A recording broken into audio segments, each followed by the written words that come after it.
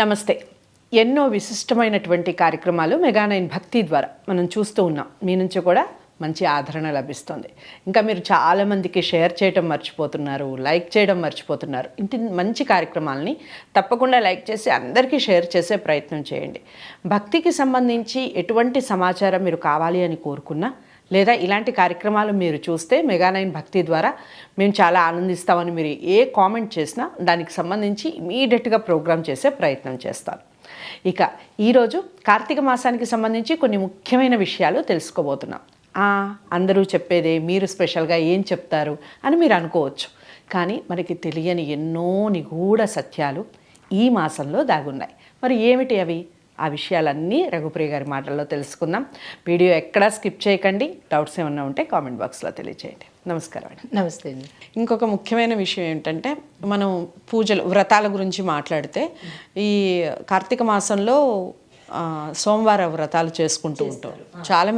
చాలామంది పాటిస్తారు. అది ఈ వ్రతాల సమయంలో భార్యాభర్తలు ఏ విధంగా ఉండాలి, అందరికీ ఉపయోగపడే విషయం ఇది. ముఖ్యంగా కొత్తగా పెళ్ళైన వాళ్ళు వ్రతాలు చేసుకునే వాళ్ళు ఉంటారు, లేదా చాలా సంవత్సరాలైనా. కాకపోతే వాళ్ళు పాటించాల్సిన మెయిన్ నియమాలు ఏమిటి, భార్యాభర్తలుగా వాళ్ళు ఏ విధంగా ఉంటే ఆ పూజకి ఫలితం దక్కుతుంది చెప్పండి. అయితే వ్రతాలు, నోములు, పండగలు ఇలాగ పవిత్రమైన దినాలు ఏ వచ్చినా సరే అంటే వాళ్ళు అందులో పార్టిసిపేట్ చేసేవాళ్ళు, వ్రతాలు చేసుకున్న వాళ్ళు కానీ లేదా పూజలు చేసేవాళ్ళు కానీ భార్యాభర్తలు ఇద్దరు సంభోగం చెయ్యకూడదు. అది వారాలు ఏంటంటే కనుక సోమవారము, తర్వాత గురువారము, శుక్రవారము, ఈ 3 రోజుల్లోనూ దాంపత్యానికి దూరంగా ఉండాలి. అందులోనూ కార్తీక మాసంలోనూ కొన్ని ప్రత్యేకమైన తిథుల్లో ఏంటంటే ఏకాదశి, మళ్ళీ ద్వాదశి కూడా పనికిరాదు. ద్వాదశి రాక్షస మాసం అంటారు, ద్వాదశి కూడా పనికిరాదు. అంటే ఈ సాధ్యమైనంత వరకు ఉపవాసం చేసినా, దీక్షలు తీసుకున్నా, నోములు చేసినా, పూజలు చేసినా ఈ దాంపత్యానికి కొంచెం దూరంగా ఉంటేనే మంచి. అంటే ఇప్పుడు పెద్దవాళ్ళు అంటే 3 కేటగిరీలు తీసుకుందాం. కొత్తగా పెళ్ళైన వాళ్ళు మంచి శిశువులు పుట్టాలి, మంచి పిల్లలు పుట్టాలి అని అనుకుంటారు. అయితే ఆ సమయంలో కనుక వీళ్ళు తప్పిదాలు చేస్తే అది తప్పిదము అని అనకూడదు, కానీ ఈ సమయంలో చేసేదాన్ని తప్పిదము అనాలి. అది సృష్టికార్యం అయినప్పటికీ ఈ సమయంలో కనుక ఆ పని చేసినట్టయితే రాక్షసులు పుట్టే అవకాశం కనబడుతుంది. దీనికి ఒక చిన్న ఉదాహరణగా చెప్పచ్చు. మనకి మనకి వరాహ అవతారంలో భూదేవిని ఈయన ఇద్దరు సంభోగం చేయడం వల్ల నరకాసురుడు పుట్టాడు. అంటే రాక్షసుడు జన్మిస్తారు అని చెప్పడానికి. అక్కడ దేవీదేవత అంటే వాళ్ళ యొక్క సంభోగానికి గల కారణం ఉంటుంది. అది సృష్టి కార్యాలు కాబట్టి ప్రతి దాని వెనక ఒక అంతర్యం ఉంటుంది. కాబట్టి ఈ నరకాసురుడు పుట్టాలి, శ్రీకృష్ణుడు సత్యభామలు సంహరించాలి, భూదేవి శాపాలు, ఇవన్నీ అంటే దేవుళ్ళు చేసే పనులు. చాలామంది ఏమంటారంటే దేవుళ్ళు చేస్తే తప్పులేదు కానీ మేం చేస్తే తప్ప అన్న కొంటె ప్రశ్నలు కూడా వస్తాయి.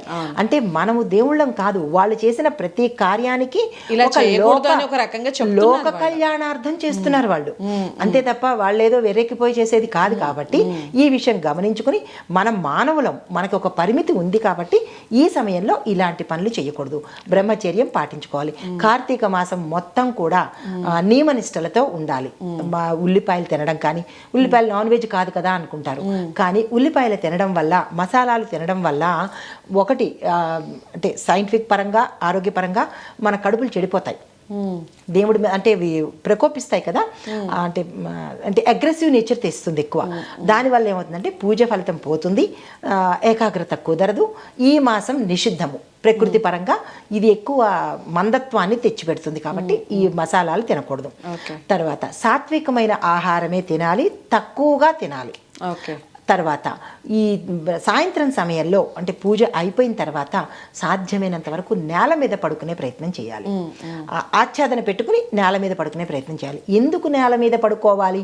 అందరూ అంటుంటారు నేల మీద పడుకోవాలి అంటుంటారు, కానీ ఈ సమయంలో గురుత్వాకర్షణ అంటే గ్రావిటేషన్ పవర్ పెరుగుతుంది భూమికి. ఎప్పుడైతే గ్రావిటేషన్ పవర్ పెరిగిందో మనకి స్పైనల్ కార్డు అంటే మూలాధార చక్రం నుంచి సహస్రారం వరకు ఒక సర్పాకారంలో ఉంటుంది. అంటే ప్రతి ఒక్క చక్రము మనము యాక్టివేట్ అయ్యి మన ఆరాసు, ప్రతి మనిషికి ఒక ఆరాస్ ఉంటాయి, ఈ ఆరాస్ అన్ని ప్యూర్ ఆరాస్గా ఉండాలి అంటే కనుక మనకి గ్రావిటేషన్ పవర్ కంపల్సరీ. అంటే భూమికి మనం దగ్గరగా ఉండాలి. ఇప్పుడు చాలా మంది బయటికి వెళ్తే చెప్పులు, ఇంట్లో వెళితే ఉంటే చెప్పులు, ఈ చెప్పుల వల్ల చాలా రకాలు, అంటే వాటికి మనకి మధ్యలో అడ్డొచ్చేస్తుంది. ఎప్పుడైతే అడ్డొచ్చిందో భూమి దగ్గర నుంచి మనం గ్రహించలేని స్థితిని కోల్పోతున్నాము, అనారోగ్య సూచనలు వస్తాయి. అయితే ఆధ్యాత్మికంగా ఏంటంటే కనుక భూమాత ఇచ్చే ఆశీస్సుల్ని మనం కోల్పోతున్నాము. కాబట్టి సాధ్యమైనంత వరకు చెప్పులు లేకుండాను, పడుకునేటప్పుడు ఏదో ఒక ఆచ్ఛాదన వేసుకోవాలి. మళ్ళా ఉత్తి నేల మీద శయనించకూడదు. ఒక తుండో లేకపోతే ఒక చాపో ఏదో ఒకటి ఆచ్ఛాదన వేసుకుని భూమి అంటే మన ప్రతి భాగము, వెనక భాగము భూమికి తగిలేలాగా కనుక పడుకున్నట్టయితే మనం చేసే పూజలకు కానీ వ్రతాలకు కానీ ఫలితాలు చక్కగా వస్తాయి అన్నమాట. ఇది లాస్ట్లో చేసే పని. ఈ సమయంలో ఎటువంటి అనృతాలు, చెడులు మాట్లాడకూడదు, అబద్ధాలు మాట్లాడకూడదు. ప్రతిదానికి ఒక నియమ నిబంధనలు ఉన్నాయి, అవి పాటించుకుని చేస్తే సక్రమంగా మనం అన్నీ పొందగలుగుతాం అన్నమాట. చాలా చాలా చాలా చక్కటి కథను చెప్పారు. అలాగే ప్రజలందరికీ కూడా ఈ కార్తీక మాసం ఏ విధంగా జరుపుకోవాలి, పూజలు కానివ్వండి, ఉపవాసాలు కానివ్వండి, స్నానాల దగ్గర నుంచి ప్రతిదీ చాలా చక్కటి వివరణ ఇచ్చారు. ధన్యవాదాలు.